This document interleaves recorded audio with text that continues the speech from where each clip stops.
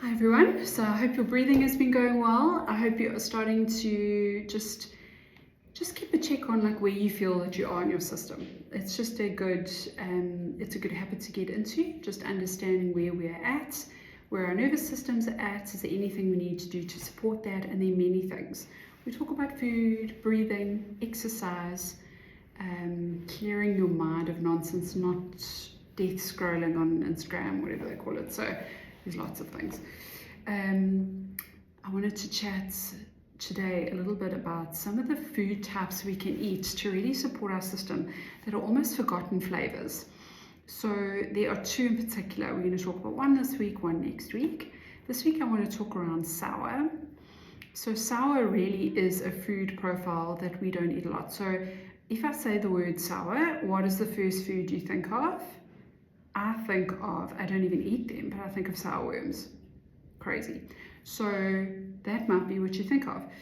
There's not many other things. Then now I think of like a yogurt, maybe that's gone too far, only because I'm now starting to explore some of these things a bit more, but I don't really have like a lot of other options around that. Okay, now there is a benefit in eating a diet that, I think we were always told, eat around a diet of all the colors, yellow and orange and red, green, blue, indigo, violet. Okay, so we're eating a well-rounded diet in terms of color, but actually that's not the be-all and end-all. It's actually a well-rounded diet in terms of sour, bitter, all the different flavors, and not just going, oh, I don't like that. I hear that a lot. Oh, no, I don't like that. Okay, well, I think you need to maybe look and challenge yourself on resetting your palate. Okay, so this is my challenge. Can we reset our palates? Our palates have become very used to processed, refined, sweet, like overly sweet, sugar sweets, instead of milder sweet, like a fruit sweet, craving vegetables, sour flavors, the bitters, all the umamis, all the different things. Okay, so something that I have set for myself as a challenge is really looking at my digestive health. It's something I've sort of, I have my bone broth and I do my probiotics, but actually if you really look at resetting our digestive health, if we look back at that ancient wisdom, which is what Harvest Table is all about, many cultures have fermented foods at the kind of base of that. My husband's just spent some time in Ethiopia, and I said to him, what is the fermented food there? I'm always interested, like, what is their thing?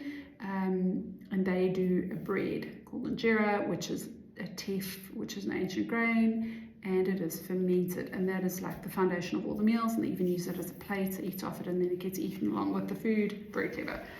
So lots of cultures have this fermentation as the base, and there's a reason for that, because you're getting those probiotics naturally in every meal, and not just like I pop 2 pills in the morning. It's just not enough in this modern day and age. And so along with sour comes this concept also of fermented often. So things like yogurts. Been playing around with making my own coconut yogurt. Then I know that I can use a nice organic coconut cream.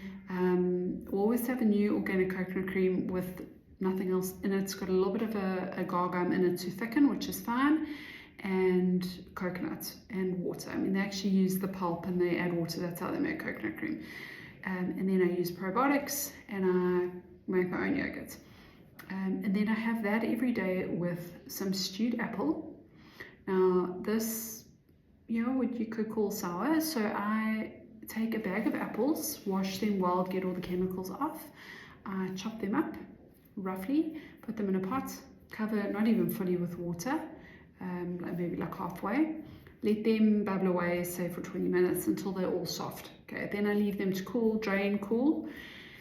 Blitz them up with a hand blender, stick blender. And then I put them I split it in two and put it into 2 bottles. I take an Interflora capsule and I add that to the 1 bottle, and I take a normal probiotic, like with an acidophilus, lactobacillus in it, and I add that to the 2nd bottle. Stir that up. Once it's room temperature only, don't add the probiotic in until it's cooled. Put the lids on, leave that on the shelf for 2 days, and watch it bubble away. And that 1 capsule of Interflora, they cost 14 capsules, they cost like 90 Rand, okay? R9 for one capsule. Okay, so you put one in and it ferments up that whole thing of apple because it's got all the probiotics in there and the fiber and the sugars. So there's way less sugar left by the end, and it becomes this amazing sour probiotic bomb. Okay, so now in the morning I'm having my sour yogurt that I've made myself. I've added in my apple, put a little bit of honey on it, and then I put some nuts on that I've activated and dehydrated. And now I'm getting this hit of probiotics. Sometimes I even do that again at night, and I've seen incredible changes in my gut from doing that. Quite exciting. So probably something I can take you through sometime live at home making it, but just wanted to plant that concept that looking at different flavor profiles is going to give you probably the better results that you're looking for.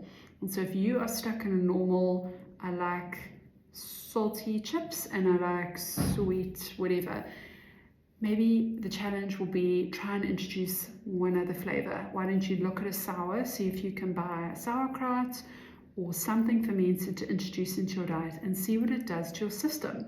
Because I actually now crave those sour foods. My body wants them, it loves them, it is responding to them. And my gut is so happy. Bye.